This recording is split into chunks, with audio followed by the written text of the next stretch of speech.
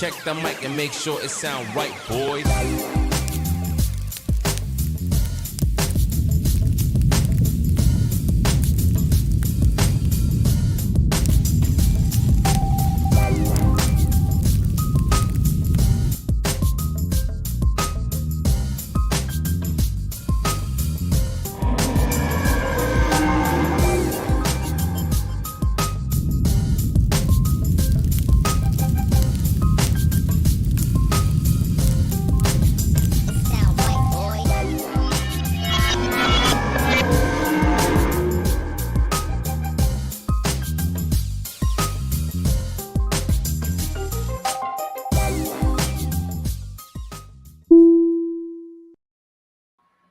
All right. Hey, man. So I am so ready today. Finally get to talk about some of the books that I love. And I'm excited that I get to talk about these books with Dan Lawlis. If you guys don't know Dan Lawlis, shame on you. Dan, you've done work for Conan, Savage Sword of Conan. Yeah, I did one Savage Sword of Conan cover, and then Marvel lost the franchise or whatever, or they stopped doing the black and whites. It was like there was like a couple of books left, and I got one of the last ones. So I was like, because I did that one at 231, and I was so excited and so thrilled. I'm like, I'm ready to do more. And then then it ended. Like, darn it, man. So I didn't get to do any more. I'd have loved to do a bunch more. So yeah, there it is. Yeah, that's the guy. Man. So that was a lot of fun. You know what? There's on the original artwork, it extends a little farther, and there's actually 70 heads on that piece of art. If you zoomed in, I drew. I use my color pencil technique, which is really precise, and it really can get small details. So I just drew every little face on there. It was really fun. But this series, like you said, from Marvel Comics was in black and white, and it was the magazine format. Mm-hmm. And so when they asked you to draw the cover, did you draw 11 by 17 or did you go bigger? Yeah, I did big. So wow, it's 11 by 17. Well, it might be a little larger than that. I think it's possible. But with my color pencil technique, it needs to take a second, like at least a half reduction for it to look good. Yeah, because the color pencil reproduces like crap. That's why I don't really use it as much. It just isn't as good. It's kind of like the work we do in comics. I mean, we always draw 11 by 17 and shrink it down like 61% precise, yeah, to get it down to the 9.5 by what is that, 6 or something like that. Yeah, I didn't even think about it. I would have actually liked to redo this piece in using Photoshop. It could do it. It'd be wild. Well, See the texture on his chest and the monster's chest and stuff. That could be smooth. That could be I could put a little more color in it. That's another thing that's great too about Photoshop is now I can control the printing process. How those colors are going to print when they go to print. I mean, you're subjected to your printer, but it's so much more control. So I can put some. Oh, that's a 50% blue on that on that particular part of the image and stuff. I know exactly what that's going to tell the printer to the machine to do, and that's a lot of control. That's great. Like the clouds, you can separate the clouds a little more, I guess, in Photoshop. Oh yeah, that's another thing. Like those backgrounds, they could be a little blurred. That's the one thing that Photoshop. I mean, the color pencil is tough to make smooth textures and stuff and cloudy, nice atmosphere and stuff. I could just take this actually and just blur it with the blur tool, and would be enough to fix it. So it's beautiful work. I mean, the stuff that you did, and thanks. Being a big fan of this entire series, I loved it. And then when I ran into you and I met you on live streams, I was going, why do I know Dan Lawlis? Like, why do I know that name?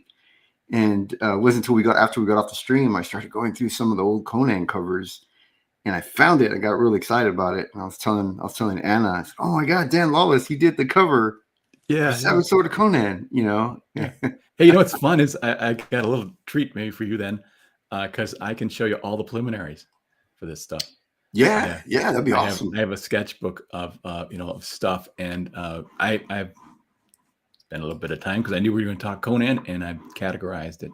Yeah, I actually want to go over one of my favorite issues of Conan. Like, so I have the physical issue, and I buy them in these magazine size formats. And I got it at a store called Half Price Books, although they don't sell it for half the price. They, not at least not the price that it was. I guess half the value price. But this issue right here, man, this is an issue that I'm looking down. Hang on a second. Yeah, no problem. Pulling up his stuff here, setting up. Yeah, so we'll go over this issue in a little bit. But yeah, I'm really interested in taking a look at the preliminaries and see how the cover came about. Okay, got it. She had a screen. Okay, I gotta.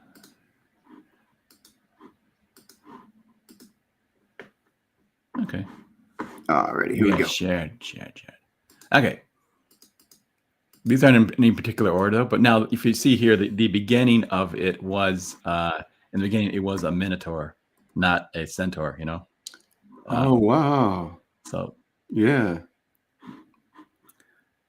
And you still have these. I mean, this was a cover, I think, in the early 90s. Yep. Right? Yep. Although somebody contacted me the other day and said they were interested in buying the I guess that the preliminaries are a hit now. You know. Yeah.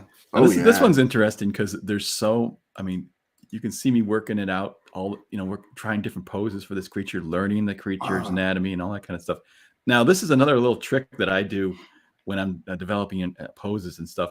I'll draw really small. I mean, some of these figures are less than an inch. I mean, tiny, Wow. But when you draw small, it always forces you to ignore the details, and you have to you're focusing only on image, Is this? I mean, I knew this. I know this is traditional, but was it with a pencil on paper, or is it on any? Yep.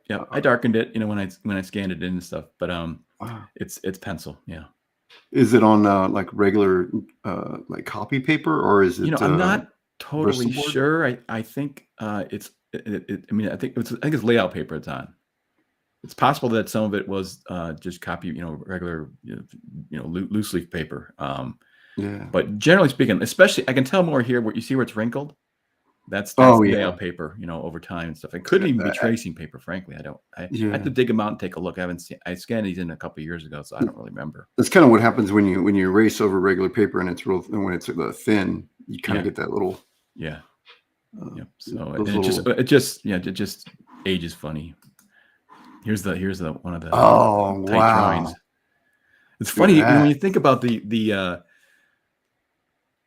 original drawings. Sometimes they do have more life to them. I love it. I love the preliminaries because I love the energy in the pencils and just like when it's raw like that and just. Here's another one that's even less. But you can see, there's subtle differences. I really worked it out. Like how's his body going to twist and stuff like that, and that one leg is up, the one leg is down, and all that. Yeah, I like that. It's got a lot more movement. You twist the shoulders in one direction, opposite from the hips, and it looks really good. That's the the torque is in the. Here's another one. Wow. So this is like the first Conan I had. Like I just went nuts. I was working out every angle I could come up with. I thought there was more here. Oh, there's more. I guess I didn't scroll down far enough. Okay, now here's actually. I think this is like the beginning.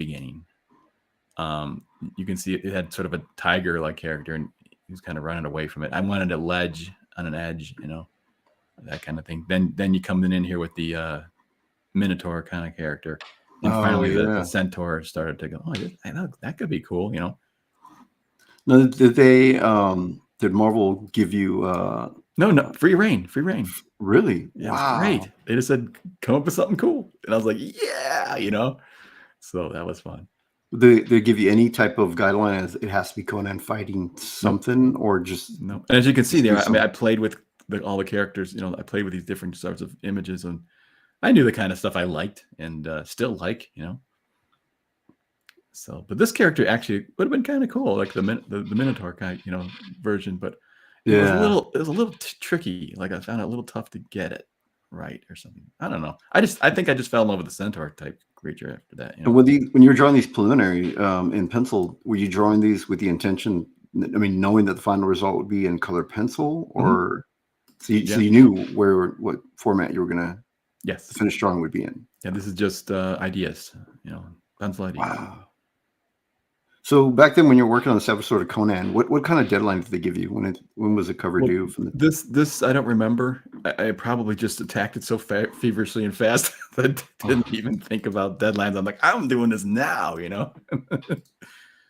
here's where I started to kind of put it together, and I put a background on. Oh, that's a nice background. I like that kind of, you know. You can just see my thought process, the way I'm just going at it, you know. Wow. Yeah. How many times I drew this Minotaur with the Conan on it, you know, or the Centaur, you know. Yeah, it's like me. Whenever I get an assignment, you know, I just start on it, even though they'll tell me, you know, oh, it's not due for 2 weeks, and then I get excited. He had a spear at one point here. Wow, I like the idea of the spear. Oh, and then the Minotaur had it back when he was a Minotaur. Yeah, spear. Everybody was getting everything going here. It's got a lot of action in it. I mean, there's just so much in these poses that are going on. The compositions are great too. Yeah, where is so I do actually like this one. You know, this is not, you know, this is the rejected one. Oh, but, really? And it could have worked, but the problem I was having with it was I was trying to, I feel like I was squeezing this body into the thing, because I wanted him to not be off to the side, covering up all these dudes. I wanted them to see them, and then I like that him with both axes, but I couldn't really move him over because then I'd lose an axe, you know. But this looked too squished in here on the side. I was like, and then he looked like a little bit to me like he was running away, and I felt like he should be more confrontational.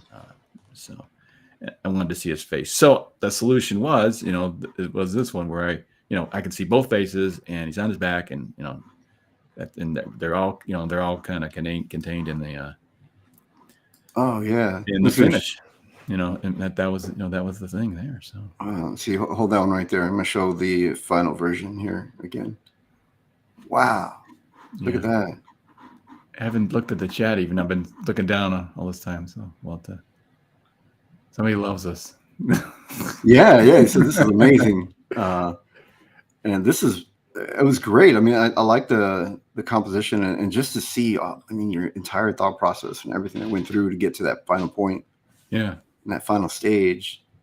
You know, the interesting thing is now, you know, talk about preliminaries. I don't have preliminaries as much because I like to work things out now in Photoshop, because I can really work those figures out, flip them, and work on them. Like, it's greater. It's usually, you know, when I'm drawing something, I use the mirror. I hold a little hand mirror, and I'm looking at stuff, and I get the reflection. But I can't work on it with that reflection. Do you know what I'm saying? So I have to just kind of admit, because you know how the mirror thing, it just all of a sudden exposes all your flaws. And so I do that with the in Photoshop. Flip it, work on it, flip on it. Finally, it looks good both flip versions, you know. And John Malin does this sometimes, and he says that he ends up, you know, just drawing things backwards, and they're like, "Oh man, I did it wrong," you know. But so that's the dangers of it. But because he works all digital, you know, I'm doing this for just a sketch, and I print it out, use it as an underlay, and you know. Oh, well, that's why I started. Before I went full digital, I was just using digital for my layouts, and then I print them out, light box them, and finish traditionally. But one day I just thought, well, why don't I just keep going digital? Yeah. Well, I'll tell you why. Original art, man. It's nice. Yeah, that's the one thing. And also to sell it, because especially if you're getting low page rates and some of this stuff, it's great if you can sell the original art and make up for that low page rate. So and there's a couple of images that I did that I like. I'll show you one that I'm always looking for a comic book company. It was this Kent Menace character, and I love this piece of artwork. It's one of my favorite things I ever did. Hang on a second, why is he coming on here? But I don't have an original. I don't have it. He needed it really fast. He needed it in a day turnaround. You know? So I just kind of like had to just go for it. And it's the same thing. But I don't have an original, and I really want this original. Do you know what I'm saying? I really want to own it. Yeah, an original would be a good way to augment your income, you know, with the original art. I mean, it's a niche market. You most likely going to hold on to them for a while, but some of them you never know. I mean, sometimes, especially if it's a well-known character, or you could be on something like The Walking Dead, and suddenly it's big, it's huge, you know, or Invincible. And see, some of the original artwork has gone through the roof for prices, unbelievable. But I mean, I don't know. I mean, that Conan, the original, you know, Savage Swords. I mean, I don't know what that word. What's that worth? I'm guessing like $5 grand, $6 grand or something. You know what I'm saying? That's not chump change. That's for sure. No, yeah, definitely not. So, but that took like the problem is it's like stocks. You got to know when to buy and sell. So I had to wait now 30 years. 30 years, yeah. It's that's the thing. For it to be worth that much. If I sold it right away, I probably would have sold it for $500 or something. So yeah, sometimes I mean, it just it takes off and pays off. I mean, that's one of the risky things. So, and like for me, I think I know I'm going to do some traditional artwork for my next issue of Dragon Rage. Because people have been asking about it. People are going, "Oh, did you do this cover traditionally by any chance? Because I want to buy it." And I go, "No, it was all digital." So I'm definitely going to change that up next issue. So you know what I found, and I don't know if you have found this at all either, is I think it's actually faster for me to do traditional, because when I'm working digital, I tend to zoom in, and that ends up being I'm working on a much larger surface. You know what I'm saying? It's like like when I did that Two-Fisted Manly Tales story and cover and stuff. My God, that took me forever, and I was just not. That really burned me out. So I think traditional is actually faster for me because it restricts me from doing too large a piece. Yeah, I think it's digital can be a double-edged sword sometimes, and that's one of the things is where I go in digital and I can add so much more detail, and it's really like seductive. It draws you in. You want to put more detail, and now the printing process is much more advanced, and you can really see a lot more. But you're still, if you go too far past that line, you're wasting time. You know? I would sit there like on this Two-Fisted Manly Tale, and I'd be rendering the crap out of something, and I pull back and like, wait a minute, this is only like a quarter of an inch big. And I spent half an hour on it. Yeah, well, I think I've gotten good enough where I've gotten comfortable enough in digital where I can pretty much tell how far when I'm going past that point, when I'm going zoomed in too far. So I'm able to kind of balance it, but there are times where I will render and draw things that are just a little too tiny, and when they print, I go, oh, it didn't look as well, Yeah. But so the book I wanted to show everybody here is one of the magazines that the magazine format back in the day in the 1980s. Late 70s, early 80s. I think it started in the 70s or late 70s. Yeah, something like that. Yeah. And John Buscema. Who did that cover? This cover, let me see. It looks like Ken Kelly, maybe, or I don't know, maybe not. I don't recognize it. I'm not sure if I did the cover page. No, I got this online on the internet. Buscema Interiors. Yeah, Buscema did the interior, and E.R. Cruz was the inker / embellisher. I guess because Buscema did really light stuff. Yeah, he did real breakdowns. He liked to just draw those figures. Those guys were just chucking it out, and they were so fast. Yeah, and getting this stuff. By the way, it's not said enough, but Buscema's horses are excellent. Some of the best comic horses I've ever seen. Yeah, his and Frazetta are my favorite. Yeah. Oh, George Pratt was the cover artist. Okay, George Pratt, sure, yeah. Yeah, and honestly, I'm not really that familiar with George Pratt's work. Yeah, he's a very good artist, really good. I think he just had a showing at the Frazetta Museum in Boca. I forget where they're in Florida. There, Sarah's Frazetta's. Wow. Frazetta Girls Museum. I think they had an exhibit of George Pratt's work, and it might still be there.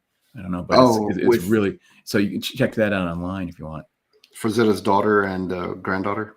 Frazetta. Sarah Frazetta is the granddaughter. Yeah, but she's sort of taken over the reins of it. There's two sides, going with the Frazetta family, and there's the Pennsylvania Museum with a lot of his stuff there. That's the one Frank built and all that sort of thing. And then there's the one that when he lived in Florida. So there's two museums and with separate set of paintings in each one. So it's pretty cool. I want to really go to both, but I definitely want to go to them. I've heard that they're small. They're small pictures, and you were surprised. That's one of the things people say, that they weren't large paintings really. Wow. So, it makes sense. I mean, I think, he had to produce, he started really going, a lot of these were for publication and yep. Only have to go double size, for publication. Before it looks good. So, and there's that one famous one with the Neanderthals, but he didn't have any paint. The assignment was due. He didn't have any a thing to paint on, so he pulled up some masonite from the floor and painted on. And I'm like, I think a couple hours, and it's like it's like a classic painting, but he just chucked it out really fast. Sometimes, as you know, though, your fastest, even like when I'm doing these sketches, your first sketch is got a lot of life in it. And I've done sketches where I try to duplicate my own sketch. You think I'm the artist? I could copy myself, right? Can't do it. It's really weird. It's a really strange experience. Like, hey, wait a minute, that's me. I can, I should be able to do it. Can like, nope. It's really weird experience. I draw things over and over a lot. Where I'll draw something and then I'll try another version or draw it. Try to draw the same thing again, but I find at times my first one is usually the one I like. I'll go back to the original, but I have to draw something else just so that I feel better with my decision with the very first one, Right. That happens to me very often. But so John B. Summer, what do you think of his use in here? I mean, he was drawing for black and white. Mm-hmm. What do you think of his use of the way he spots black and just leaves room to breathe? I think a lot of this is the finisher's choices. I think because if you ever see a John Buscema breakdown, it's pretty light on the decisions there. He may not have made the decisions on any blacks on this. So I don't know. Maybe he did, but it's his construction that is really the key. And then who you said finished it did a fine job of finishing it. It was E.R. Cruz. E.R. Cruz. Okay. Yeah. Yeah, looks good. I would have loved to try to finish it. Well, I couldn't do it. I'm not a good inker, really. I'm just not, Jimmy. My brush control is not so hot. That's why I did the color pencil. In the paint, I get gravitated to the paint stuff because I'm heavy-handed. I just don't have that finesse. This reminds me a lot of what Mark Silvestri's doing in his Batman run with the Deadly Duel. Mm-hmm. Like that type of line work. That's what this reminds me of. Sure. Yeah.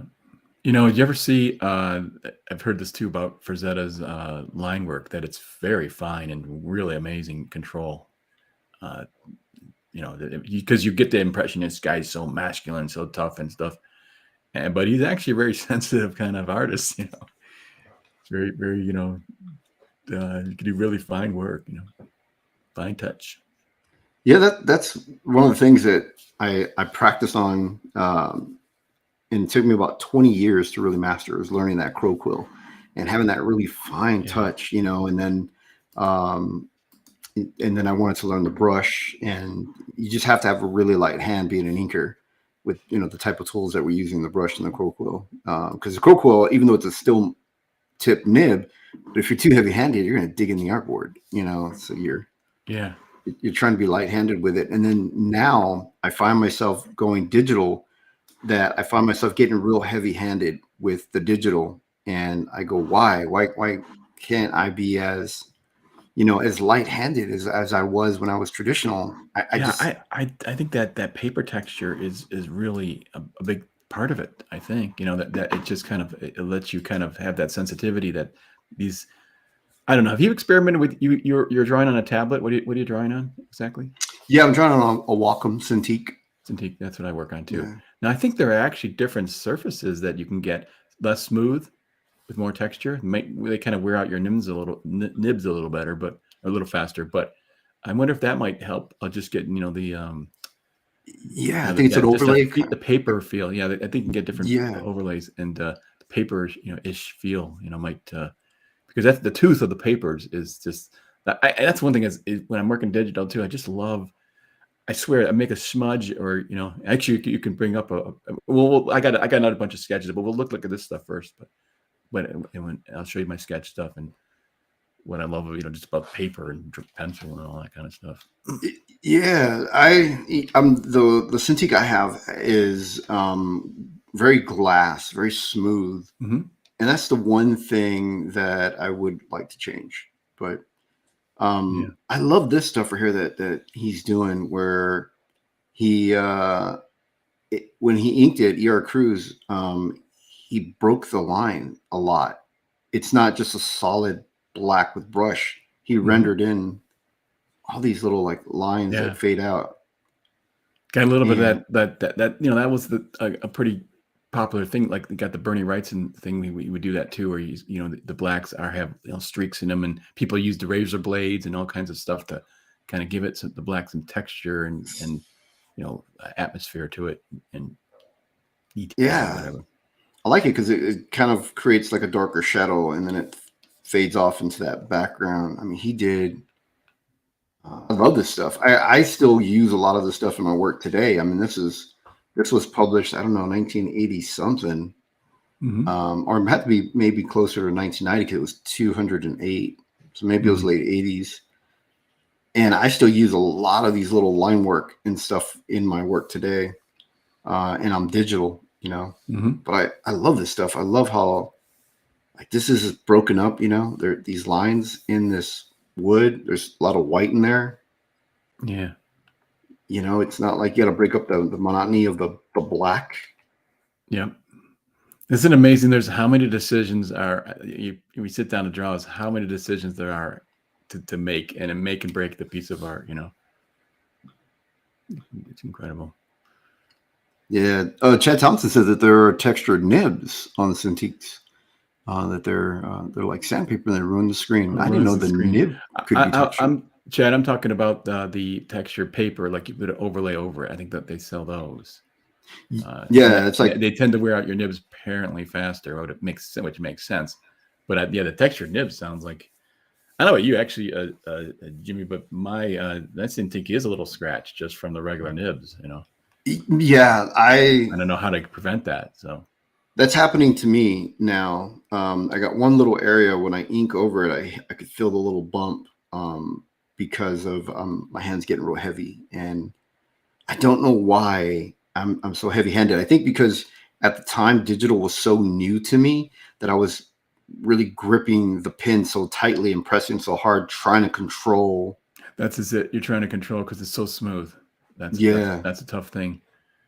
So and it's so sensitive, and then you can of course control the sensitivity and that sort of thing, but that's even less control then, when it really is. Yeah, the more you try to control it, the less control you actually have. Is kind of what I've discovered. But look at this smoke right here just coming up, and the way. Yeah. God, I love this stuff. This is the stuff that was at Top Cow. Like this is the work, all these the way that you draw smoke like this. This is the stuff that was in like the darkness and the stuff that was at Top Cow. And to be honest, I was emulating Mark Silvestri, not knowing that he was just copying John Buscema. At the time, it didn't dawn on me. I didn't really realize it. Well, everybody copies everybody. That's how you learn. It's like the master and apprentice. You have the apprentice copies the master's work until they become a master, So that's why I always say to people, it's like when you're starting out, copy everything you like. Don't worry about becoming a clone. Your own style will emerge then from that. Just like Sienkiewicz was, he copied Neil Adams to start off with.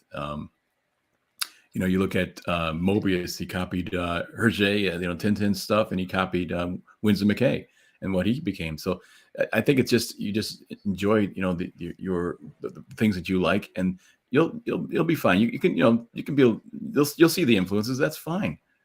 I don't have any problem with developing a style that looks like somebody else's that I learned from them and I copied them, and as long as you're not tracing it, copying it, like swiping it. But if you copy to learn, that's important, and then your own style will naturally. You got to own it, Got to really. I still do that throughout. Sometimes when I'm working on a page and I don't really know how I want to approach a page, sometimes I'll pull up like the John Buscema page, and then I'll just start studying his work and redrawing his layouts. And then I kind of get myself in a drawing mode, in a mood, and then I get rid of that layer, and then I start on my stuff. Where I'll do that and kind of study and just try to absorb. But when you said master and apprentice, that reminds me back when they used to have art ateliers where there would be a master painter, and then he would have his students, and he'd have like basically kind of like what we have today. We have those, art schools, but back then there were like ateliers and stuff. A lot of French artists, had all that.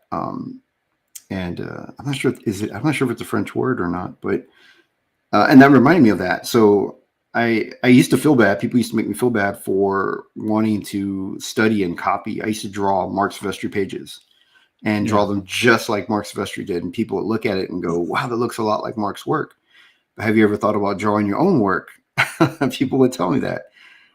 And I didn't realize they made me feel bad, but I didn't realize, what, I was doing a good thing. I was actually exactly. You're learning your craft, and by studying the masters, and that's the only way. It really is.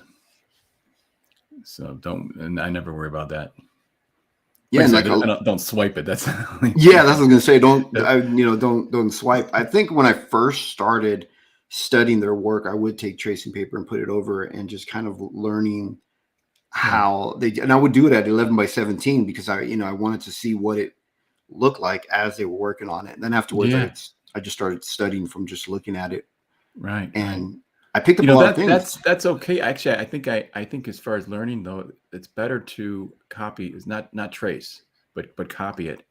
Look at it, because there's two things happening. That you're learning how to draw it, but also you're getting the measuring your eye developing, that skill, the actual drawing ability. It's needed to be able to develop that muscle in your mind of measuring with your eye and constructing stuff.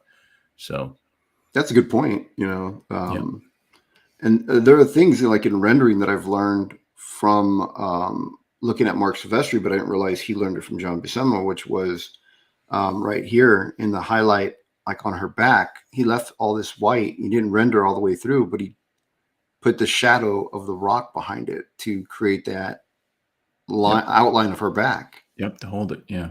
To hold it. Yeah. And same thing here in the hair. Yeah. I don't know about you, but I'm a huge fan of Bernie Wrightson's Frankenstein. Yes. And there's a master of composition and different lighting and stuff like that. Just incredible. Now, of course, he's looking at Frazetta, and he was looking at all these other great artists, Alec Williamson and people like that. So he's learning from them, and so he's an incredible piece of work. That Frankenstein thing. I think it's one of the greatest pieces of comic art ever created. But he had to start somewhere. Sadly, I only have a copy of that digital. I got it on Comixology. And I have very, very little Bernie Wrightson printed comics or magazines.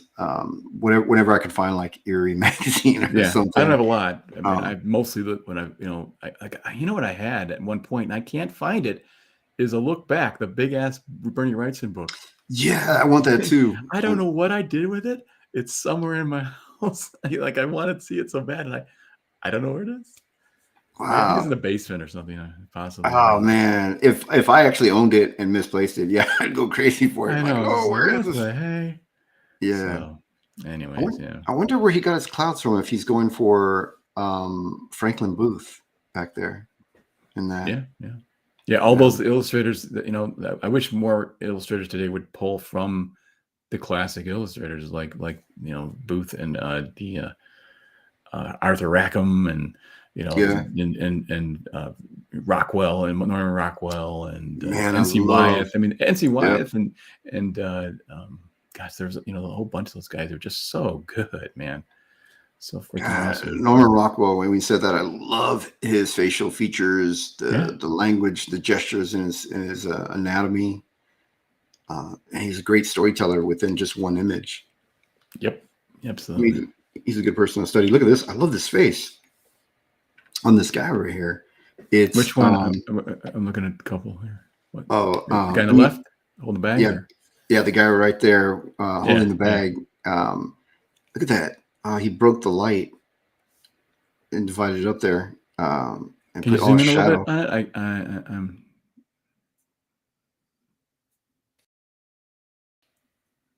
yeah. You know what? You know, was a great artist, that the comic artist that I learned a lot of my lighting from was studying Gene Colan. Oh, Gene Colan really? used a lot of Yeah. photography, I think, in his work. I mean, you know, but he was totally, you know, exaggerated. It doesn't look photographic at all. Yeah. He had a lot of realism in his you know, lights and light and darks and that sort of thing. And I started to kind of figure things out then, you know. So, but not what I think. What I have today though is it's you know, around here somewhere. But I have you know, you can buy these little heads now that are perfectly wonderfully sculpted, not even expensive. Oh, And I saw that. I use them all the time. You know, just there's one of I wonder if I can find it around here. I think you showed that once on a stream that we were on, and I really I meant to ask you about that. Where you got that?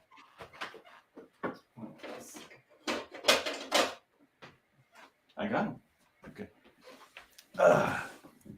All right, let's see if we can bring these up. Now these I put his head on my head. Wow, you know that kind of looks like. Let me get rid of the blur of my What's that guy that is playing Captain America? Is it Chris Evans? that I think it's a sculpt of his face, actually. Oh, okay. It looks like Chris Evans. Got to get rid of the blur. Okay. Now, you know, I can use that, and you know, lighting, angles. I wish I had these years ago. Wow. They're so beautifully Yeah. sculpted. And especially under a hard light. Yeah. Like right under a lamp or something. You know, this weird angle, like you're drawing this angle. Like, how do you draw that? Yeah. I need that information. It gives me the confidence, you know, from the back. Like, oh yeah, what does it kind of look like from the back? And then I got a girl version too. These are, you know, they're not all great sculpts that are online, but look at her. She's, you know, it's perfect average face, you know. Yeah, even that lighting just off your, you know, the light you have for your camera is working so well. You can see her cheekbones, her nose, the shading on the bridge, the shadow in her bridge. I mean, I could use this to do a painting. There's enough information there for me to paint something. The angle that I have the trouble with, I'm not sure about you, is the one where if you tilt the head back and you're looking under the jaw, like tilt the little mannequin head. Yeah, and if you're like if they're looking directly up, that's a really tough camera angle. Very tough and really difficult. But another thing too is you can actually, you know, with your phone, take a picture of it, bring it into the computer, and actually use it as an underlay to get those places, you know, those things right. So yeah, that's one of the things that that I do with the dragons. I have those McFarlane dragons, and I'll tilt them at angles, and I'll take a picture, and I use that as my reference when I'm drawing dragons in my comic book. Yeah. And speaking of dragons, I just got that the other day. Oh yeah, let me see this. I'm collecting. Hang on a second. I gotta give. Every time I do this, I got to rid of my blur thing. I thought this one was really well sculpted.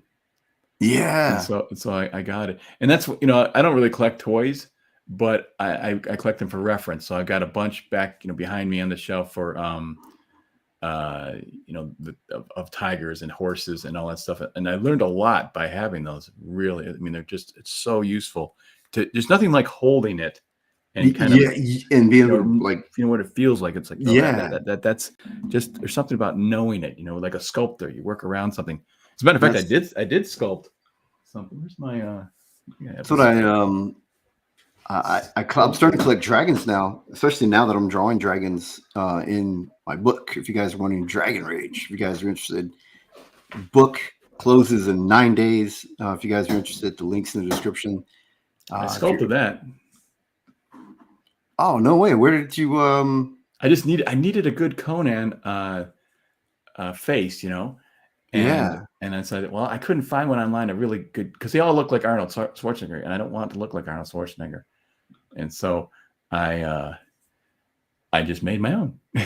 What did you use? What type of? It's just clay, just some, you know, some simple, you know, whatever this, I forget what it's called. Just, you know, it's simply modeling clay. Wow. And but you know, that just helps. Now actually, I think the muscles aren't quite perfectly good, but it's not bad. It needs a little work. Well, I mean, it gives you the idea of what Yeah. things look like at certain angles. Yeah, I just get a little more confidence with my artwork because I kind of know a little more what I'm doing, Yeah. So on this page here, I'm gonna throw Mark Silvestri under the bus, but only in a good way because of the fact that it makes me feel good when artists that I've admired, I see where they've gotten some things from. But Mark Silvestri, there's a comic book called Infernal that Mark Silvestri just took this pose right here in his face, and he just put it in, and he just used it in from John Buscema. And I like it because I would idolize Mark Silvestri, and to know that he was human, that he's human. You know, he's well. There's there's a Frazetta painting. I think it's the Buccaneer, and one of the figures, and that's below. As a massive battle, and it's all these figures that are all chopped up and they're kind of hit and destroyed, whatever. There's one at the bottom that's he swiped from our actual classic painting. And the funny thing is that I always thought when I looked at this picture years ago, I liked all the figures, but this one figure at the bottom, this doesn't look like Frazetta. I didn't like it. I love Frazetta stuff. And this one character, this one guy just didn't look right. And turns out the one that he swiped is the one I don't like. Oh yeah. Yeah, so, it's where. But he rarely did that. I mean, it's just because he was such an original guy. But yeah, but you're learning and you're pulling from stuff. He was an insignificant figure on the page, and he just swiped it. So wow, and it actually makes me feel better to hear that an artist like Frazetta had to copy something. Well, he studied the classics. He was a real student of all that stuff, and he was I mean his paintings are like abstract paintings. I'm sure he was looking at abstract art. He so really interesting. That's tough. They're just those cows. Yeah. I was thinking the same thing. Cows. No. So it's like you got to bring out the cow reference. That's another thing that's great about being an artist today, as opposed to when I was starting out. I had extensive picture files, and I was just like, you just get magazines from anywhere, Smithsonian magazine, just and cut them all up and have it all categorized. And now it's like, oh, I need a picture of a underside of a car of a BMW. Like type it online. Well, there it is. Even easier than that. Now that there are 3D artists that will do 3D models for you, and if you're a digital artist, you just take that 3D model into Clip Studio Paint, and you can rotate it and you put it exactly like what you need, and you just trace over. Well, that's what I did on the Two-Fisted Manly Tales. I had a couple cars to draw, and I took a 3D model, and it was great. I could position it exactly the way I want it and get that technically correct. Get those even extreme. Perspectives, but there's still something about hand kind of drawing some of that stuff. I think because you can do forced perspective and get real extreme with it. And it's still kind of it looks computer. It looks, if it's too good, it's like it's computer, and loses its life, Yeah. Like even these pictures we're looking at here, they're not exactly super realistic, photorealistic. They're cartoons. That face there with that mouth and stuff. Yeah. If I painted that realistically, it would look distorted and weird. Yeah, because the space between the lip and the nose. Yeah, it's too large, and the eyes kind of jammed up there underneath the the brow too much. Realistically speaking, but as a cartoon, as a comic book, it's great, and it's fun, and it's expressive, It's stylized, I love it. I think I love his style. I love the way he's doing these folds right here. I love the blacks that that he's got in these layers like this. Cloth and fabric, man, that's tough to figure out. I'm starting to really study it and learn it and have it because I want to know what it's like, because it's such a important part of the art. If people are really good artists, everything's drawn well on this stuff. Their armors were drawn well. Their horses and animals are drawn well. They studied all. Yeah, there's so many artists out there whose work I want to go over. And the reason I made this series, calling it Savage Art, and just that way we could go over all the different artists that were throughout the Savage Sword of Conan, and that's a lot of content. You know, we could always go over certain different artists, because there's a lot more than just John Buscema, but he was the primary artist, I think. Look at, he drew a kid. Look at this. I mean, this kid it looks pretty good, actually. Yeah. Kids are tough. Kids are tough. A lot of artists. I find kids or women a little bit tougher, because they don't have, like with a male, you have lots of craggy lines on their face, lots of angles, and it's kind of like a map of measure. Oh, you can go from here to here. Okay, measure that. With women, it's sort of like eyes are floating and mouths are floating in the air. You know what I mean? So it's hard to have construction lines on them to get it in the right place. You know, so yeah. And that's why children too are kind of similar. So yeah. Kids have that rounder, bigger head, and their ears kind of stick up, and the eyes are a little bigger, mouth smaller. But yeah, it's like the rules change when it comes to children, and if you fat guys too. Yeah. There's no craggy lines on fat guys either. So. And if you put too many, then they age. You know, it's like But look at this stuff. God, I love the way he's just rendering. Look at this highlight here, this rim light. Golly. I love this stuff. I love the layers. Look at this highlight of light behind him right here. Oops. Yeah, a second. I was just look. Oh, the Graybeard Studio's on right now. Oh yeah. Oh, Jim, gotta go. It's tough competing with the I actually really like that show. Have you been on it? I was on it once, and I drew live. It was very exciting. He said I don't have enough gray in my beard yet. Is what they were telling me. Really? No, they're gonna invite me eventually. Right now they've got guests that they bring on. Like Andy was on there. They had you, Andy, and a few others. And then they just started doing that. It's kind of new. They initially did, but I think part of it was that Kelsey doesn't always get there. Like on. They were looking for sort of substitute people. So. Yeah. So eventually, I'm supposed to go on there and draw with these guys. On there, but being the new guy, being one of the newer guys, like Rob and I, we're the two newer ones. Right. So I was there a little longer than Rob, so I'm kind of, I guess, becoming a little more familiar with the audience and the group than Rob is, because he's a little newer than I am. But yeah, we're both fairly new, and so we're slowly getting on things. Like I'm supposed to be on with Billy later on. He's going to do something with Shane and bring people on. So tonight. Okay. Yeah. So he's inviting the rest of the Kings, and you're in there. So I mean, you're going to have access as well. I'll probably go on Billy's show at some point. The problem is, of course, that I don't really have anything of my own really to promote. I'm working on other people's stuff, so I'm not pushing as heavily as if I had my own book, I'd be everywhere, and all the time. Yeah. But even with the Kings, it's like, I don't really want to take a spot from somebody else. You know what I'm saying? Like who's really trying to push a book. So it's kind of like I just look for where I can help out and that sort of thing. And I love the independent. I love this whole movement that it's yes, you could be on your own, complete freedom. It's really, really wonderful. So this is a dream come true for. I mean, even if I'm still in advertising, I'm not making my living yet doing comics, but if I do, it'll be a lot. It'll be great. But if I don't, I'm just enjoying watching you guys do it, because it's just so much fun to see the freedom that you have, and you can just do whatever you want, and you can control the quality. I mean, just the idea to take several months on a book to really make it beautiful. That's what drove me nuts when I was in comics, and I had to rush this stuff out, and it's like junk, and it was heartbreaking, because a lot of stuff I'm like, that you give it to an inker and they kind of ignored what you do and stuff like that.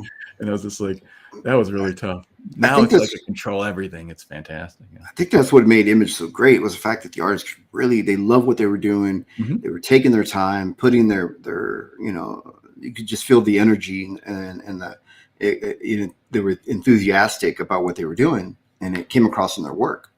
And that's what's happening right now in CG and all the independent books, that are being done this way. And I love it, but not to scare you or anything, but going from being a freelancer to making this movement to doing my own book in CG, it's scary because there's no guarantee. And being a new creator coming out there, a lot of people don't know that I've fulfilled 2 campaigns already. I've done this twice before. I'm just bringing this over to Comicsgate, and it's scary because there's no guarantee. And then my campaign, really, to be honest, it's one of the smaller campaigns, even though it's bigger than those that are outside of the, that didn't come from the mainstream. Right. But it's still, if you compare it to the other CG Kings or the groups, that the CG artists that I'm part of, their campaigns are just triple, mine or way beyond that. Yeah. So yeah. It's a slow burn for me. I'm gonna have to build it up. I can see that, but it's pretty tough. So we were talking before, fantasy is tough. It's even though people love Lord of the Rings and fantasy is huge, comics traditionally it hasn't always been. It's been dominated by superheroes. So, but that's where you got to change. I think the thing is too is the reason it didn't really go well in comics is because of the rush nature. Because you had to chuck it out. It just the superheroes lend itself a little bit more to that because they're so simply drawn. With these kind, like we're looking at here, these Conan pieces, they're so elaborate and take longer. If you want good stuff, it just to put those lines down takes for a long time. So yeah. I mean, people are might look at it and go, well, might not really realize like how elaborate. But I mean, she's got all this jewelry, that's on her, and Conan with those bracers and and superhero. I mean, they were wearing tights. They were just pretty much just draw the outline of the body and render it in there. That's a really good point. I think and the printing process too was pretty crappy. With the just the flat colors and the newsprint. Now, I mean, I still look at all these CG books, like they're beautiful print jobs. I mean, matte finishes and just incredible looking things. Great color work, good line work. I mean, these guys, in all that beautiful artwork and that time they're taking with that really high quality printing like that just looks so much better, And I honestly, I would take any of the Comicsgate Kings comics and compare it to any comic book in the mainstream right now. Like I said, you're spending 6 months or something on a comic book now. It's gonna look good. We can just the quality is so much better. Than anything in the mainstream. It's because it just the time spent, is so much longer. Look at this image. I mean, I don't think we'd ever see it again in modern day comics, at least not with a man and woman. But they won't let a man kiss a woman, in modern comics now. But they'll have all other stuff. Or it could be a woman, but she could be previously be a man. Right now it's like there's just way more than the apparently that's the thing. Oh gee. But I love this stuff. That's a sad thing too. Is these comic books, they're losing the romance. There's I always thought superheroes are romantic stories. They're stories that you rescuing a girl and you win her adoration and that kind of thing. Those are romance stories, really. You're the big guy, you're the tough guy, you're the champion, and the girl adores you. And it's different than a female fantasy where they have the guys are falling all over themselves to try to date the one girl. And with the guys version, it's power fantasy and being a champion, and that translates fine, because when you get in the real world, you marry a girl, you want to support your rescue family, her kind of from the world, hard. And you support her and that sort of thing. So your dragons are your car payments and your mortgage payments. Exactly. And I think they're trying to take that away, but they're looking at it all the wrong way. They don't realize they're losing it. The reason the boys came to these stories because they wanted to be, they want to be Iron Man. Like the Iron Man, the Thor. These are knights in shining armor. That's literally what they're. Even Cyberfrog is a knight in shining armor. Yeah. And they're rescuing the girl Heather Swain, or Lois Lane, or it's and even in Conan's case, he's often rescuing girls scantily clad, attractive girls, but Yeah. he's the hero. So, and that's what draws. That's the fantasy the young kid wants. Because he thinks, hey, if I was Iron Man, that cute girl in his classroom would be very impressed, and she would, So it's a fine, fantasy for a young man to have. They're losing all that. They're making heroes. The girl doesn't need rescuing anymore now. So you lose that fantasy, and the boys just don't buy it, because that's what they really want to be, to some girl to adore them, and that's the fantasy. They're losing that. They have no idea what they're doing. They're just it's like, it's sad. But the good thing is we do, and we can create these characters like Dragon Rage, and you can have male heroes that are looked up to and admired, and heroes that a young guy wants to be. I want to be that guy there. That's Yeah, that's some of the things, and I'm also there's female characters, female characters that are beautiful and adored, and they're very sexy, and that's also the female fantasy as well. Women want to be adored and admired, and want to be the most attractive, female. Yeah, the whole thing, we're getting rid of the attractive woman. These are ideals. I don't look like the dudes that I draw. Yeah, exactly. I don't want to look at me, with a pot belly. Yeah. I want to draw some guy who's totally monstrous and super masculine. That's fun. When the girls are super beautiful, and this is fantasy. Otherwise, I'd rather take a picture of your cell phone if you wanted to see real people. Yeah, I don't want to turn the character into me. I want to become that hero. I want to look up to that fantasy. Hero. It's fantasy. Like, what if this there's something that doesn't exist all of a sudden exists, and it's wild, it's amazing, and spectacular, extraordinary, and that's fun. Oh, this is interesting, because I have an old sketch. I did this sketch. Oh, wow! About 30 years ago. Can you zoom in on that? Wow, I love the loose, rough now, this pencil. is interesting, because I'm starting to put some of these up, and people are like, I like these the most. And it's it's pencil on like layout paper, but it has the layout paper has a lot of texture to it, and it's messy, and it's kind of cool, So, anyways, I did this. Here's the case of, it's not really quite capturing it, but it's sort of better, but not quite. Here's my today version, And actually, I got this. Well, I mean, it is. I mean, it's a great illustration, and it has a lot more detail into it. But it really, I mean, I think it's just because of the medium. I mean, how do you translate those loose, rough pencil? But it's still. I mean, it's a great illustration. Yeah. Now this thing is, I got this stuff on Redbubble. Anybody wants to, go to my Redbubble there, and you can get it on T-shirts. You can get it on, that stuff. You can get it on your cell phone cases, and a shower curtain if you want. Is it redbubble.com or is it just Redbubble?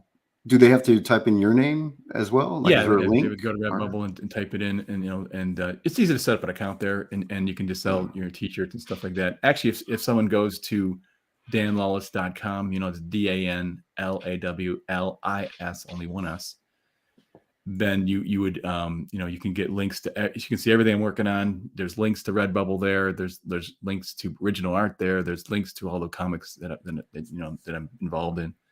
So that's actually the one-stop shop that you can go to. Like this, is it danlawlis.com? Did I spell that right? Yes, one S. One S. All right. Yeah, that is an amazing image, man. That would make a good image on the back of a phone, like on the back of the phone case. Like, man, that would be nice. I'd love to have Conan right there. Wow. Anyways, it's kind of funny though to see the old and the new, Well, because in the pencil sketch, it kind of looks like a katana blade, but on the painting, I love how intricate that detail is. There's a little more. It's funny. This is the case though. Here I am, a much better artist technically, and that original that I did 30 years ago, it's got some energy to it. It's got some life in it. It's powerful and strong, and it's not quite as good in the finish. I could work at it more, but I'm not getting paid for it, so But it's interesting to see those. I love that little Frazetta green right in the lower abdomen. Like you just throw in the that extra color. This is like I did this like a year ago. I swear I'm better than I was a year ago. I'm just really started to focus on my art again, and and kick it up a notch. Here's just a fun sketchbook though. This is an old one with using the color pencil technique. I like that. That's one thing I miss about Conan is armor. They don't often draw him in his armor. And some of my favorite stories of Conan were always the battle scenes where he was fully armored, and they called it like in this case they described it as black armor. I thought, what would that look like? And I sort of kind of made it sort of black, black steel. So.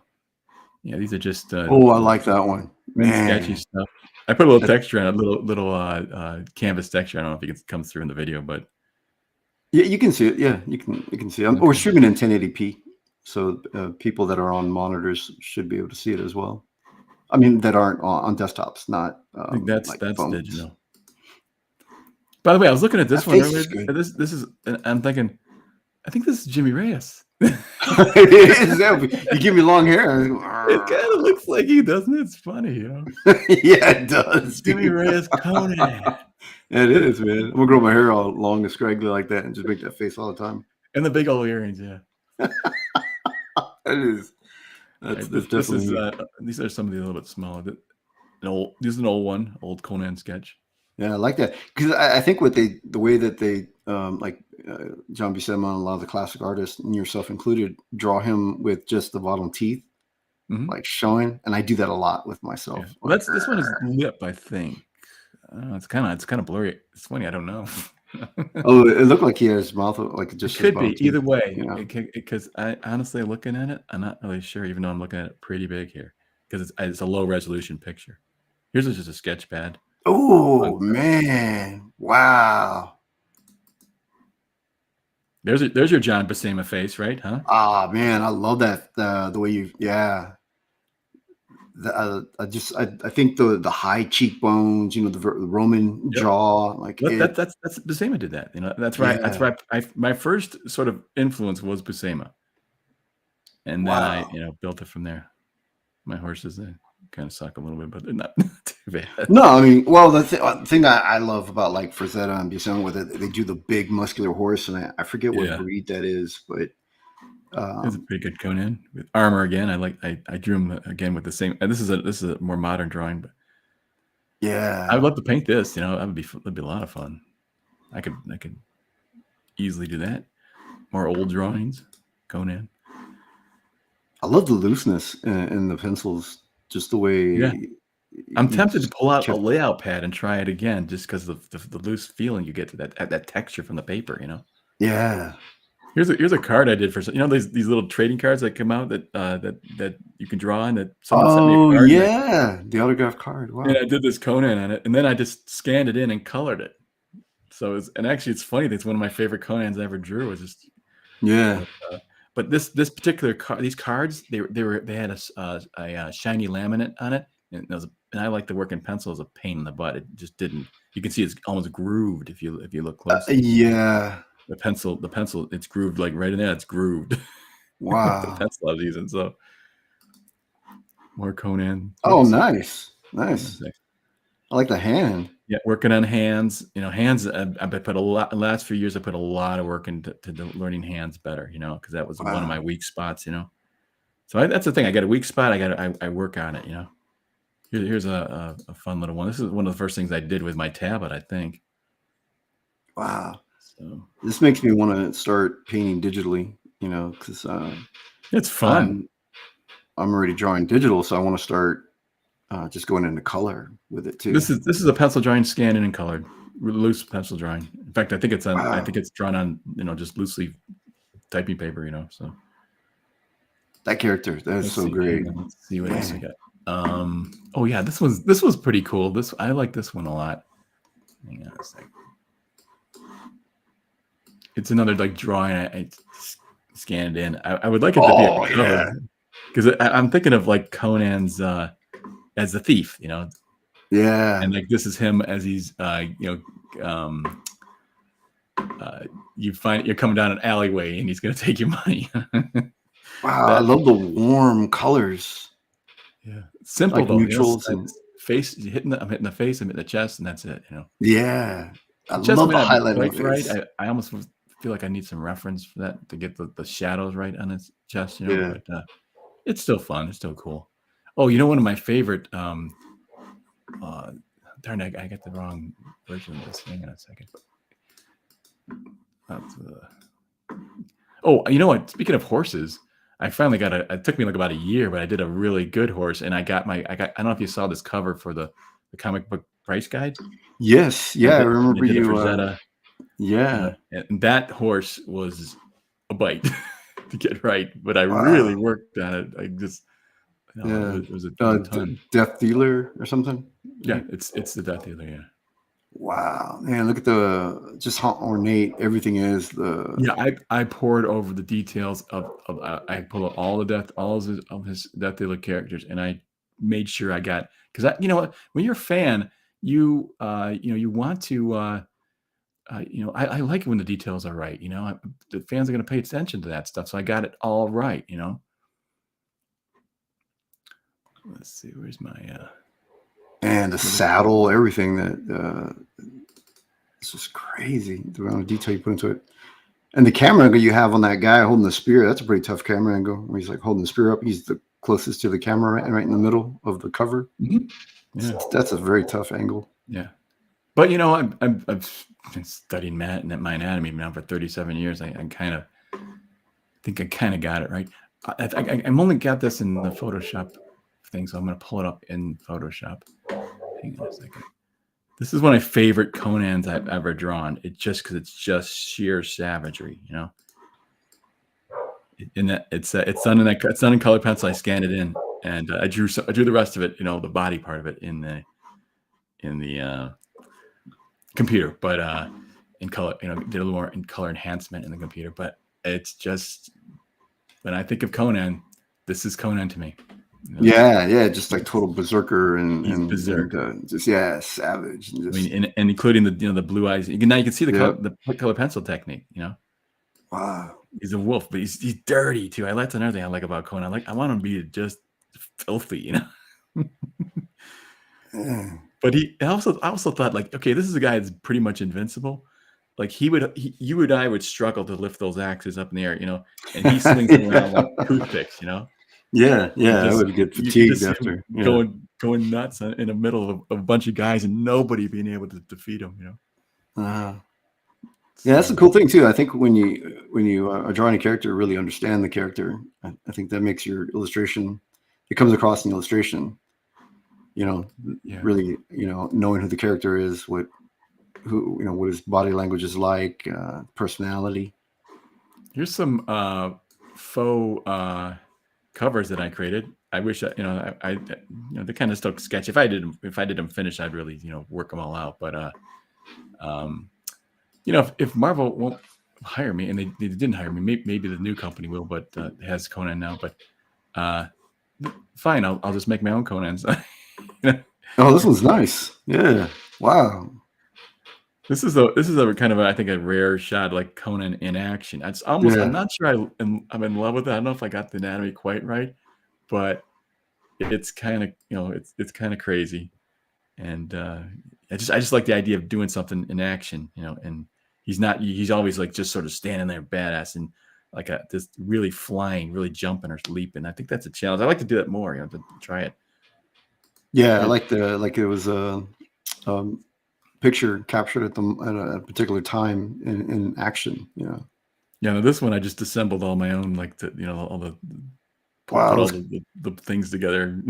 Those creatures are awesome. I love this. It's like a mutated leopard serpent or something. Yeah, whatever. That's what's fun. Just go for it. And you make it up and when I did a lot of the color pencil techniques, my color pencils sketchbook, so to speak, man, the color is so brilliant, and so this almost like it's very natural. I tried this character in blue and green and red, and so it's a lot of fun to just experiment with the colors and stuff. Drawn Sword Graphics says to make your own Conan because he's gone in public domain. Yeah, now this is my avatar. Everybody sees everywhere, Conan. And that. Oh yeah. And it's actually behind me on the wall. Oh, you printed it out? The red lights up on it, you know. Yes, yes, Can yeah. you make me full screen for a second? Okay, it's right. It's right back there, you know. Wow. But let me hang on. Let me take the blur off. Yeah. Oh, yeah. You can kind So of it's there. start to see. Wow. Anyways, yeah, that's that. So it's pretty cool, man. It's awesome. Well, I guess we'll be closing up here. Okay. Got to get ready for a couple of other streams today. Radio. And back to drawing Dragon Rage too. Hey, yeah. So. Hey, let's talk for a minute about Dragon Rage though. It's like that because this is the stuff I love, you know, and it's yeah, bring it up and take a look. All right. Let me just close up the other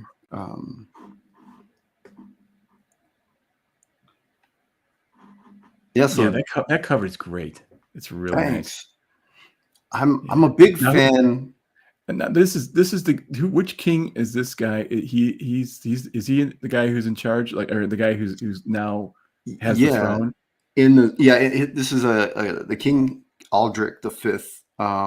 He's the one that currently has the throne, and he's got a little lust for power problem, right? Yeah, he's the one with the lust for power. Who are the ladies in front then? These are two different characters of a race that we're calling the Dragari. So the one on the right, her name is Nuri, and Nuri was the character from the original version of Dragon Rage that I created in 2020. And she's human. She's human, yeah. Okay. She also has the power to absorb the dragon's rage. Right. That's only humans have that power. Okay. Yeah, only certain humans, and they're called the Dragari, kind of like Jedis. There's only a certain type that are able to do this, and she's a very special character throughout the story. We kind of find out each time they have the dragon's rage, they still retain the name of the dragon. So her weapon is named after the dragon whose rage she has, or that she's able to absorb. Is that right? Is that dragon dead? Yeah, they're gone now, but their spirit is now within her weapon. Are the dragons all gone from this universe?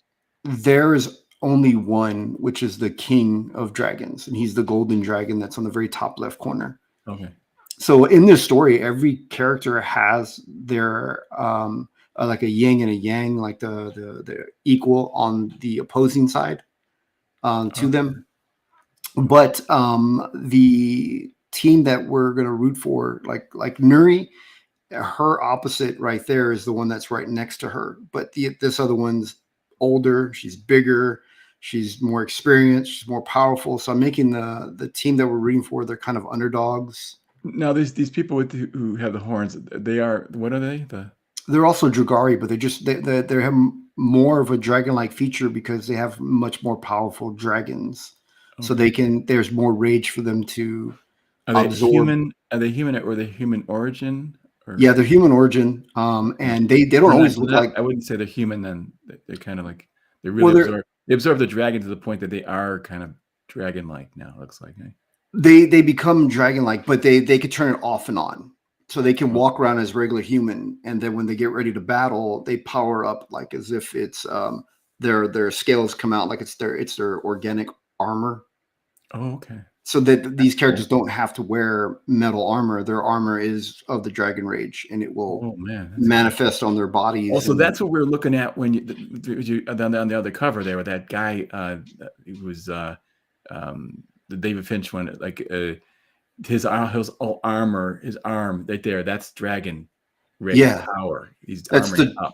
Yeah, that's the Dragon Rage power, armed up, and he's getting ready to like battle. You know, you can kind of see, and there's dragon fire all around him, and the more of the rage that they absorb and they begin to use, if they go too far, they become less human. So they can even push themselves too far and just be full of rage, kind of turning to the dark side, like Jedis. Okay. They become like Sith Lords, but they take on a whole nother physical form, like they're bigger scales, more dragon-like, take on bigger horns. So the reason the others have horns is because they've already turned to that dark side, you know. So they look more menacing. Dragons were dark. Oh, no, they were the guardians of humans in the history of Dragon Rage at one point. But I'm saying that when they absorb the dragon rage, it's not the nature of the dragon that they're evil. Yeah, it's not the nature of the dragon that they're evil. It's just the nature of the power. The nature of the power. It's the most destructive force. Yeah, in the nature of absolute power. Dragon Rage. Yeah. Yeah, exactly. And plus the humans, it's not a natural power for them. So, it turns them, they're unable to control it. Right. So they become evil. But it's just too much power in one hand. Yeah. In one person's hands. Okay. Yeah. Yeah. And I actually show one where one of the characters right here decides that he wants to take on more rage, and he ends up powering up right here where he this is what he looks like when he starts to level up, and he goes too far and he becomes, like kind of like a Sith Lord. He becomes a dark Dragari, and and this is him all powered up right here because he wants to battle the king of dragons, and this king of dragons is not controllable. He can't be defeated, and so he thinks, this character's name is Graymere, and Graymere thinks that the more rage I take, then I can become your equal, with the power that I've got.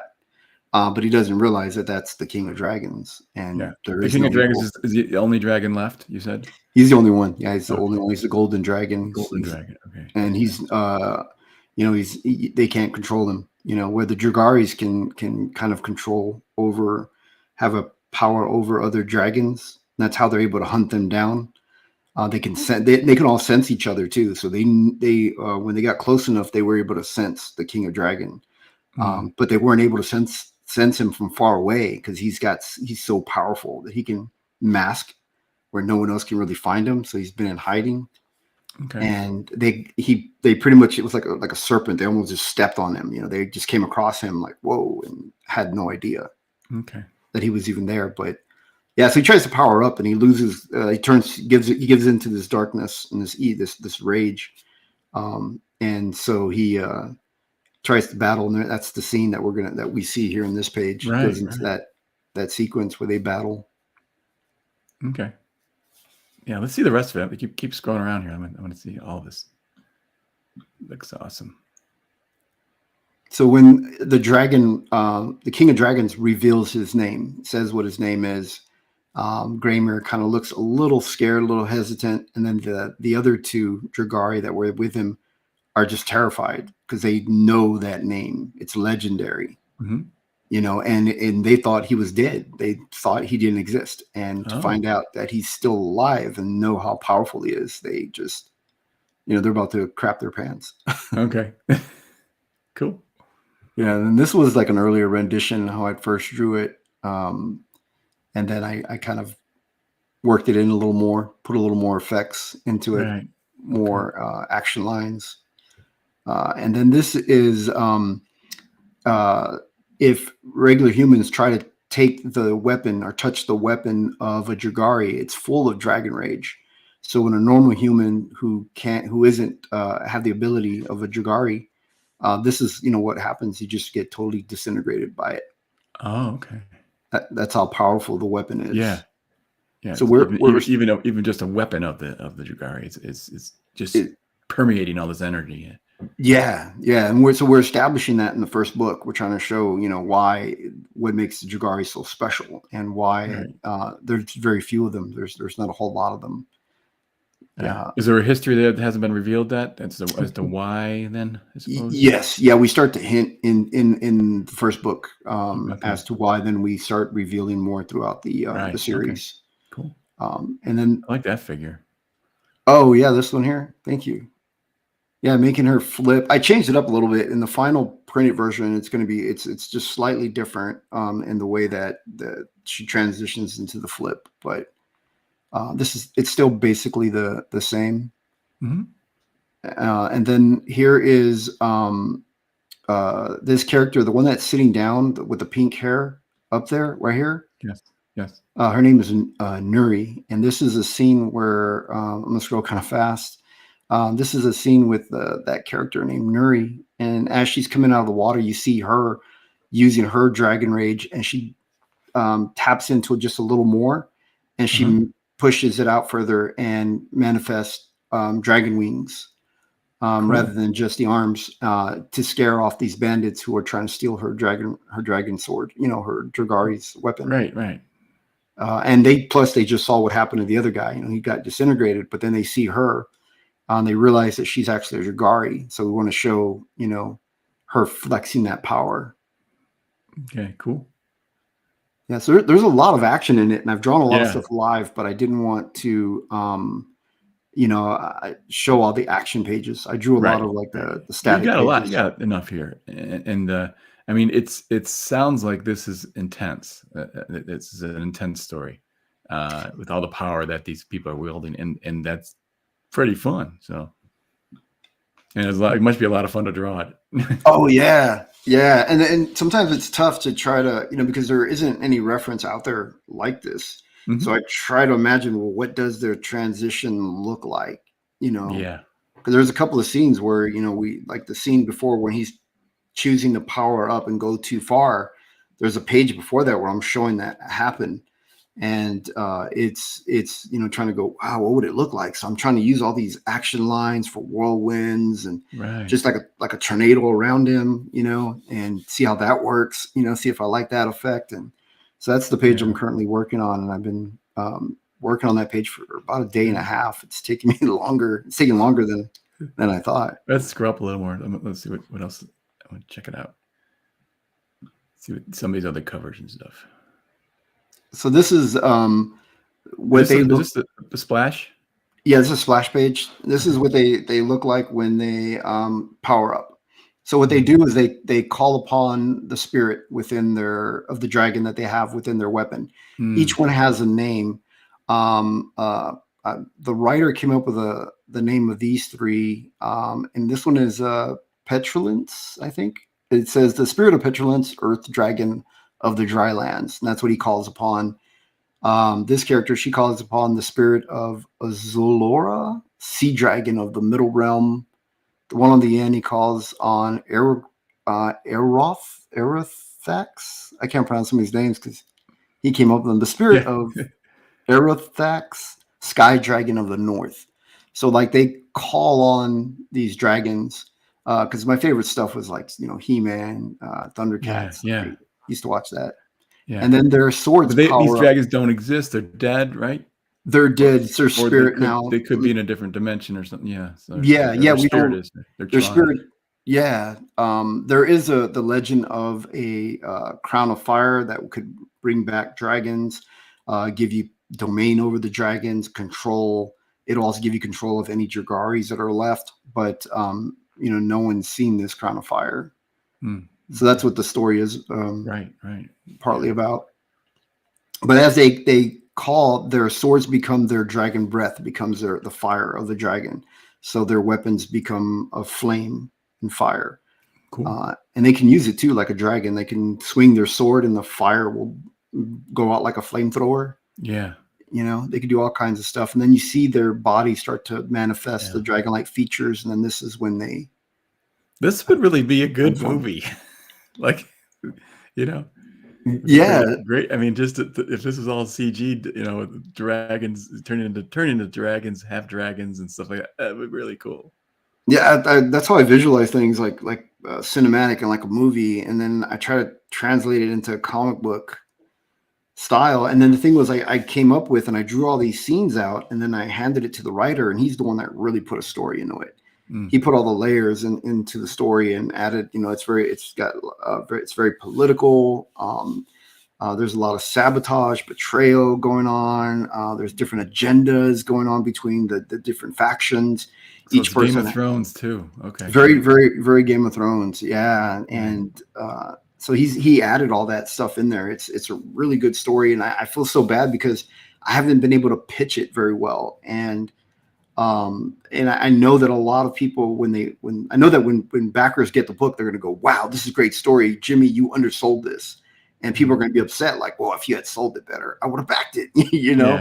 Yeah. And why didn't I get a copy? I'll keep working on it to talk about this stuff. Let's keep scrolling. I want to see more of the of all these covers and images. Let's see what we got here. So this I is saw when, that one. yeah, this is when they come great. across and they find him, and he says Dragari. He says, so you speak. So he says, so he tells them, so you speak. And he basically tell them that you must be an elder dragon. So only elder dragons can speak telepathically to the Dragari. The other dragons don't speak. And you have to be a Dragari to understand and hear the voices of the dragons. Yeah, that's the golden dragon there. That's the golden one down there. Yeah, and I added elements like rain and stuff in it. I thought it'd be kind of fun just to, put that on here. But this is them as they stand on the edge of the chasm, and before they've powered up. This is them just in regular human form. Right. Okay. So people were asking me when I was drawing this first page and I was showing it, why aren't they wearing armor? Like, is this like 300? You got to have armor. And I was trying to explain, no. So you understand, they have their own armor. Yeah. Their dragon rage is their armor. So. So I could tell it was a new concept because it was hard for people at the beginning to really comprehend or to really get what I was saying. So I go, oh, we're onto something new here, let people know, what it is. Because I see, as you're talking about this, I'm getting more and more interested. I mean, I backed the book, but I'm like, I don't know what, Cindy, I don't know exactly what it's about. Now I'm learning more and getting more excited by it, Like, hey, this really, that's the way they power up and they turn into dragon forms of armor, that's cool, man. So I would, definitely let people know that you're, what's happening here, because I like it, as I'm learning more about it. It's been tough to. That's a great cover. That's yours? Yeah, this was me. This is the character named Thrago. In Spanish, Thrago is bring, and my father is from Spain, so his Spanish is a little different. But he would always say, he would say this to me, and I go, what is that? And he would say it to me, and I said, man, that'd make a great name. How do you spell that? And so I spelled it. And when he looked at it, he goes, I think that says Thrago, the way that I spelled it. Mm-hmm. And I said, I like that. I'm going to use that. And I think I ended up misspelling the actual word, but I'm going to use that as a name. So I named this guy Thrago because I'm a big fan of George Lucas, and I love when he mixes cultures together to create his own when he's world building. Yeah, and because it has a familiar ring to us.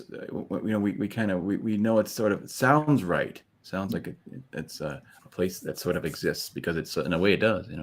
Yeah, in a way it does. So Thrago is the name of this character, and her name is Nuri.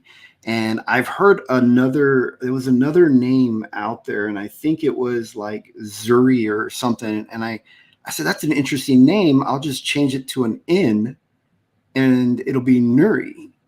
And these are names that I can copyright because they don't exist. I made them up by just changing letters. Yeah, nice colors on this piece, by the way. I like your warm and cool highlights. That are the backlighting kind of. That was all Andrew Dahlhaus. I drew a bunch of these energy action lines that I just said, hey, he's powering up. He's calling on the power, the rage, the spirit of the dragon in his weapon.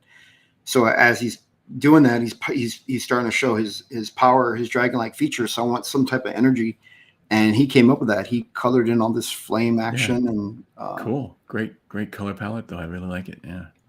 And then some people go, oh, that's SJW hair. And I go, no, that used to be punk rock. Yeah. Don't let the SJWs take that. Yeah, they can't let them claim all this stuff. They're taking so much. Don't let them take this hair. And so I keep it.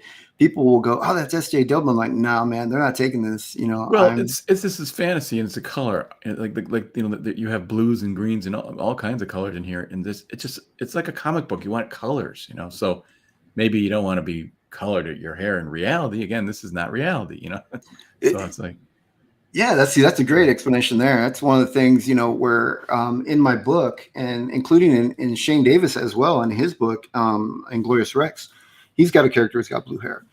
And that's the same thing I'm doing. I have a character that's got blue hair. I've got another one that's got green. It's just art. Yeah.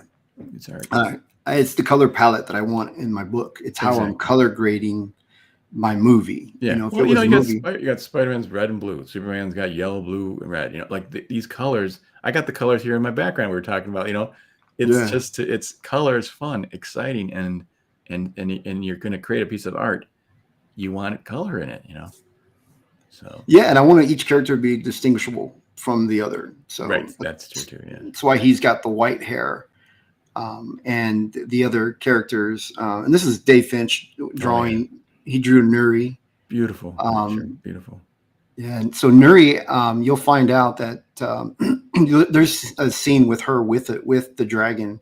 So it worked well. He drew this before we had written in this other scene. Yeah. And it just works. Now, this is only available with the Give Me Everything, right? Yeah. Now, will this be printed in the back of a book or anywhere? I mean, if I'm getting a regular book, No, it's just that one cover special edition. I really do love this. Yeah, he did. It's beautiful. He's such a good artist. Yeah. I mean, watching him draw, inking over his originals, and just I've absorbed so much. He's really inspired me. Like you could see the influence within my work now. I mean, people tell me all the time, like, "Oh wow, it's got like a Dave Finch-esque to it," and I go, "Oh man, that's a compliment to me because I've been working over his work for so long." Good person to absorb, that's for sure. To absorb that feel. And there's the other cover too of his. Yeah, this one here. I love this that is one too. That character Thrago. Yeah. And showing him again, he's Thrago. See, now that this is what happens. That you start talking about it, you give me names. Thrago. That sounds cool. I kind of want to draw it now. Right? It's kind of fun. I'm getting excited about it. Yeah, he's kind of my he's like my Wolverine. Like people look at him and go, "Oh, I like this character," and he's one of the most popular characters. Whenever we got fan art for the first book, he was the one that everybody drew. Mm-hmm. People liked him, and his name Thrago. Here's showing a little more of the Drugari. So you can see on the right side are the kind of put the band of misfits kind of put together, and on the left you got the what do you call those, like the athletes that are just like in that movie Dodgeball, where you got the Joe's Gym misfits together trying to go up against this elite German team. Right. And that's kind of these are elitists.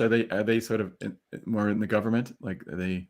They're working for the King Aldrich. So they are kind of like the SF troop, kind of almost, or something like that, right? So elite guard.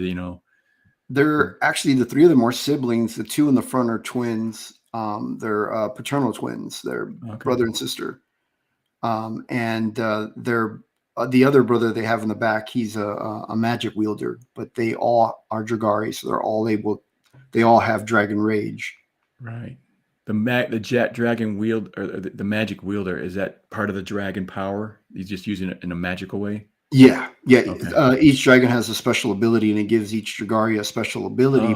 They really, he's a magic wielder, so he's able to really do more. He's more of a mage than Drugari. Mm-hmm. Okay. Cool. And then I wanted to offer people something sexy in the, because it's very Conan-esque, and I'm very inspired by Conan. So I did this cover, put this together. Yeah, that's awesome.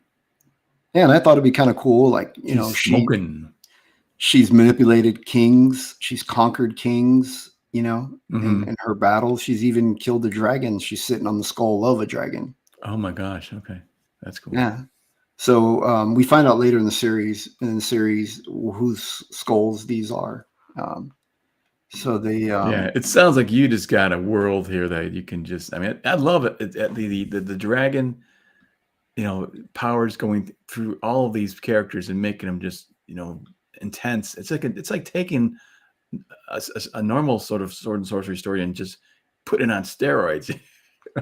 It's just like it's nutty. It's a crazy power, Yeah, I mean, and the thing too is like I'm not that great at pitching my own book when it comes to sales, but so I know it's like I said, there's going to be people are going, man, this book's way better than the story's way better than what you would. Well, we're doing it now. We're talking about it now, and this is great. So you're pitching it now, man. Like I'm learning. I'm learning as the chat's learning. Like we're learning all about it. So it's great. Orbital Hub says that sword was from the last hero who tried to bring her down. That was Link's sword. From another fantasy video game, man. Video game, yeah, those skulls look happy. Zelda is Zelda Legend of Link was one of them, and those skulls look happy. I like Zelda, actually. It was really good video game. Back when I played some video games, and then I realized it was sucking up all my time. That's one of the things you gotta. I was like, I love them, but they're so engaged. They just draw you in, and you just kind of realize you just sat there for 3 hours, did nothing. God, and some games to complete are like 48, hours or longer, and it's like a job. And you go, man, I could be drawing, I could be working on my craft. I know, exactly. But they're still fun to do now and then. Yeah, this is a great cover, though. I really think it's wonderfully done. Thanks. I'm a big fan of JRPGs since we're talking video games, the Japanese role-playing games, and I love a lot of those games. And the video game cases and the covers were like this, very like saga kind of. Right. Very. Well, the thing is, too, since you're highlighting two girls, you took the time to get them to look beautiful. They're beautifully drawn, and that's important. So it makes for a great image. That's for sure. Thanks. And also Ethan, he helped me on the face of the girl with the horns. He gave me some feedback, some critique, and I actually redrew it live on his channel. Okay. Awesome. So he was there. He was, and Shane did a little bit, but he was, I think Shane was, he doesn't really like to, critique other artists, but he did offer me some feedback. Well, it's not exactly fun to rip someone to pieces, no, and that sort of thing. And so Shane actually did a drawing of a face in that perspective, and he showed me basically, where my perspectives were, my proportions were just too large, and it really helped me out a lot. And so he did it in drawing form. He didn't really say a lot, but he did. I like critiques because that to me, I'm getting better. I want to find out where I'm falling short and learn. So that's you don't until people are honest with you, it's like we don't really know. And that's what I was telling them, because they were both going, you don't mind us doing this. Hope they didn't want me to get offended. I was like, no, this is stuff. Yeah, exactly. That it's how I learn. Yeah. All right, I'm keeping you too long here, though. So. Oh yeah, that's fine. We're good. It's a perfect time to close up. But thanks so much for everybody who's been watching. The guys that are watching this on the replay, because I know some. Yeah, you need to talk about this more, because I'm getting drawn into the story now, like I have not yet been. Besides, I love all I'm looking at, the art's great. I'm like, oh, this is great art, so I bought it because it's got great art. But as you tell me the story now, I'm just like, now I'm getting more interested, and excited about the story, So. Oh, thanks. Yeah, I have to. I've been talking to the writer. I'm thinking about maybe producing a video or a stream, maybe even on the closeout stream or something, and just going over like story details and stuff, and talking a little more about some of who are these characters. I want to learn all about them. So. Yeah, because for me, I'm like, I'm not a writer, so I go, oh man, I don't want to give away too much, Yeah, I think you kind of got to, though. You got not too much. I'm just saying you kind of got to talk about who the characters are, though, and what what their motivations are. I think that's important, because then that gets you excited and interested. Yeah, especially being a new IP, people don't know these characters. Right. You need to give away, I think, a little more than you would if you're pitching, your story, your version. Yeah, I think, even with Ethan, I think he actually, most of the comic, you could probably have seen him draw it, if you wanted to piece it all together on his live stream, you know what I'm saying? But just people want to see what's going on. They're not gonna take too much out of it. You tell them, you can tell them a great deal. People criticize Shane because he says so much about his story, but I'm excited about that. Now I'll kind of forget by the time I read it what he said.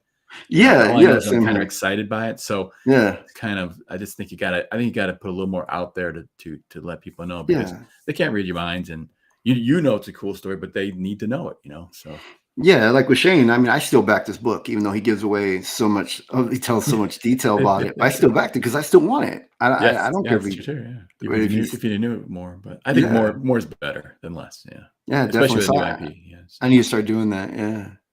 But okay. all right, thanks so much, everybody. Appreciate you guys watching. The link is in the description of the video. And then I'm going to have to add in the description of the video, I'm going to add your danlawlis.com. So that way, if you guys are interested, you can go to danlawlis.com, get Yeah. some artwork. Thank you. Yeah. Thanks a lot, guys. Very, very good. All right, everybody. We'll see you.